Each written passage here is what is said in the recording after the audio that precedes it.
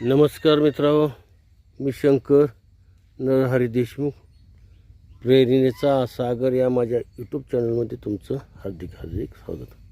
शेतकरी मित्रांनो, आजचा विषय आहे आंब्याला कोरांजनच का फवारावे. तर मित्रांनो, आंब्याला खोडकिडा असतो आणि भुसा काढणारी आळी असते. शेतकरी मित्रांनो, कोरांजन म्हणजे बऱ्याच शेतकऱ्यांना कोरांजन म्हणजे काय माहीतच नसतं. तर शेतकरी मित्रांनो, ही बाटली मी दाखवतो तुम्हाला. ही बाटली जी आहे ती कोरांजनची आहे. तर शेतकरी मित्रांनो, कोरांजनच का घ्यायचं आंब्याला, तर सर्व प्रकारच्या खोडकिडी आंब्यातल्या किंवा शेंडा पोखरणारी आंब्याची आळी, अशा सर्व प्रकारच्या आळ्यावर हे कोरांजन चालतं. बाकी इतर रोगासाठी आंब्याला डिंक येतो, त्याला 10% बोर्ड पेस्ट लावता येते. पण ही जर आपण वर्षातून 2-3 वेळा कोरांजन जर बुडापासून ती शेंड्यापर्यंत भरपूर ओलं करायचं आहे, पाणी करायचं आहे, त्याचं फवारायचं आहे त्या कोरांजननं. आणि मग त्या सालीवर जी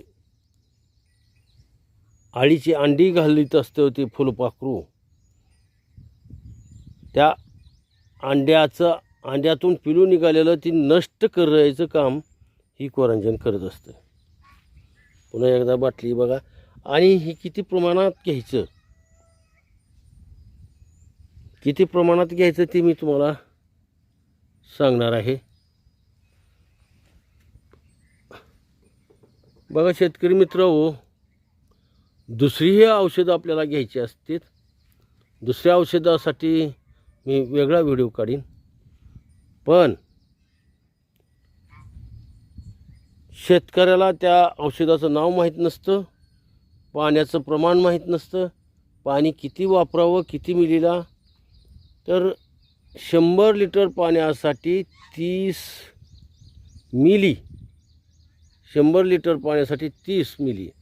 आणि जर तुम्हाला आंब्याच्या खोडावर जर भुसा दिसत असेल तर समजायचं तिथं लागण झालेली आहे. तर अशा वेळेस 100 लिटर पाण्यासाठी 50 मिली या प्रमाणामध्ये कोरांजनचा स्प्रे घ्यायचा आहे. आता ह्याचे खूप अनेक माहिती सांगता येते कोरांजनबद्दल. आपण सोयाबीनला घेतो, पण आळीवर काम करणारं हे औषध आहे आणि 40 दिवस हे काम आळीवर करतं.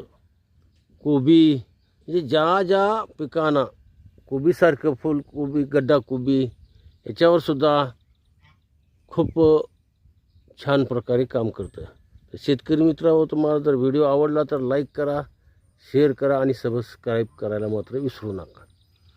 थँक्यू. तर शेतकरी मित्रांनो, आजपासून आपण औषधाची माहिती सांगणार आहोत.